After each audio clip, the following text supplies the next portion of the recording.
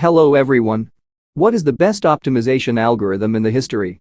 To the best of my knowledge, there isn't a single best optimization algorithm. Because it depends heavily on the problem types such as linear, nonlinear, convex, combinatorial, continuous, discrete, etc. For linear problems, the simplex method is historically one of the most influential.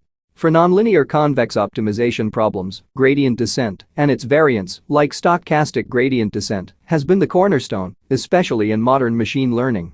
For combinatorial problems, genetic algorithms and other evolutionary metaheuristic approaches, like simulated annealing, particle swarm optimization, have been very impactful. What do you think? Do you have any suggestions? Thank you for watching and see you in the next video.